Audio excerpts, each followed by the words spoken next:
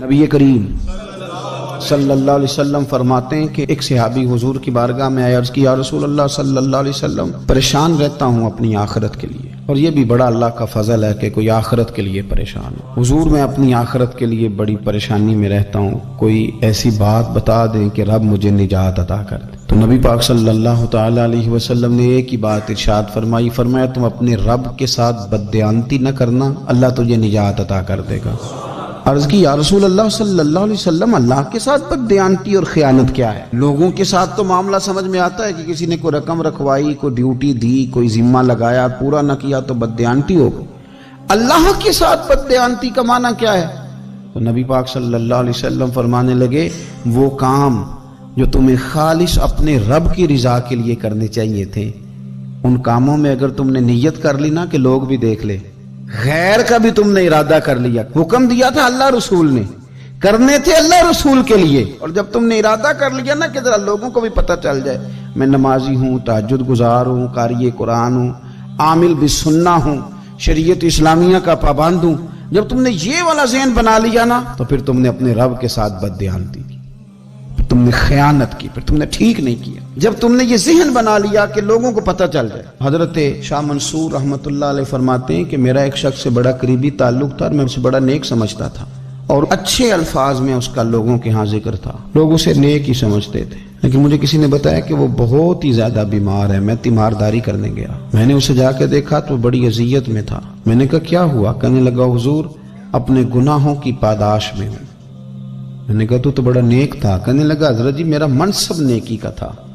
میں نے تہجد پڑھی تاکہ لوگوں کو پتہ چل جائے میں نیک ہوں، میں نے تسبیح پھیری تاکہ پیری مریدی میں اضافہ ہو، میں نے سنت شریعت کا لبادہ اوڑھا تاکہ میرے عقیدت مند بڑھ جائیں۔ وہ کام جو اللہ رسول کے لیے کرنے تھے انہی کاموں پر میں نے یہ نظام بنایا کہ جس سے خرابی واقع ہونے لگی۔ حضور پھر میں بیمار ہوا، اتنا بیمار ہوا کہ اٹھا نہیں جاتا تھا۔ ایک دن پھر میں نے قرآن شریف منگایا، اور منگا کر کے اپنے صحن میں بیٹھ کر قرآن بلند کر کے کہا اللہ مجھے اس کے صدقے شفا دے دے۔ آج کے بعد ایسا کام نہیں کروں گا۔ رب نے تو شفا دے دی پر میں نہیں باز آیا، میں گویا بیچتا رہا تہجد کو، میں سیل کرتا رہا اپنے وظیفوں کو، میں نے وہ جملے، وہ الفاظ، وہ تلاوتیں، وہ نعتیں، وہ میں کرتا رہا، سیل کرتا رہا۔ پھر بیمار ہو گیا، پھر دعا مانگی، قرآن شریف شروع کیا، پڑھا، سورہ یاسین تک پہنچا، پھر بلند کیا اللہ اس کے صدقے شفا دے دے، وہ بڑا ہی مہربان ہے، اس نے پھر معاف کر دیا۔ لیکن حضور اس کی بار یہ ہوا ہے کہ میں نے کئی دفعے معافی مانگی، کئی دفعے توڑی، اب میں نے پھر وہی کام کیے لوگوں کو دکھانے کے لیے، لوگوں کو راضی کرنے کے لیے۔ ہمارے پلے کچھ بھی نہیں بچتا، جو کچھ ہے وہ دوسروں کو دے ڈالا۔ اس لیے نبی پاک علیہ السلام فرماتے ہیں قیامت کے دن اللہ تعالیٰ کچھ لوگوں سے فرمائے گا جن کو دکھانے کے لیے نمازیں پڑھتے تھے جاؤ ان سے جا کے اجر مانگو، جن کو دکھانے کے لیے تم نے صدقات کیے ان سے کہو تمہیں اجر دیں،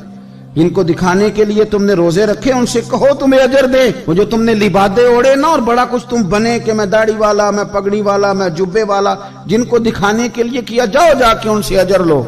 میں تو تمہیں اس چیز کا اجر دوں گا جو تم نے خالص میرے لیے کیا۔ تو وہ شخص کہنے لگا حضور اب میری یہ کیفیت ہے کہ اس دفعہ میں قرآن منگاتا ہوں، پڑھنے کی کوشش کرتا ہوں پر میری زبان پہ جاری نہیں ہوتا، آپ میرے لیے دعا فرما دیں۔ کہتے ہیں میں بھی رویا، وہ بھی رویا، ابھی میں اس بستی سے باہر نہیں نکلا تھا کہ اس شخص کا انتقال ہو گیا، وہ چلا گیا۔ آج تک پریشان ہوں کہ مالک بندہ نوازی فرما، تھوڑا سا اپنے لیے بھی ہمیں کچھ کرنا ہے، ہمیں غور کرنا ہے کہ یہ کام کرتے وقت میرا ارادہ کیا ہے، اس کام سے میرا مقصود کیا ہے، اور جس ارادے سے میں کر رہا ہوں پھر اس کا نتیجہ کیا ہے۔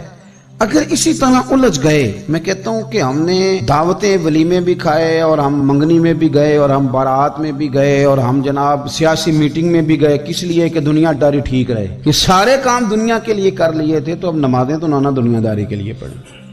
یہ سارا کچھ ہو گیا تھا نا دنیا داری کے لیے، تو اب داڑھی حج زکوٰۃ کا معاملہ تو دنیا داری کے لیے نہ کریں۔ اب اس پر تو نہ دھبا ڈالیں، اس پر تو نہ وہی لیبل لگا لیں کہ یہ اوپر بڑا اچھا خوبصورت پیکٹ اور اندر سے نکلے ہی کوئی شے نہ،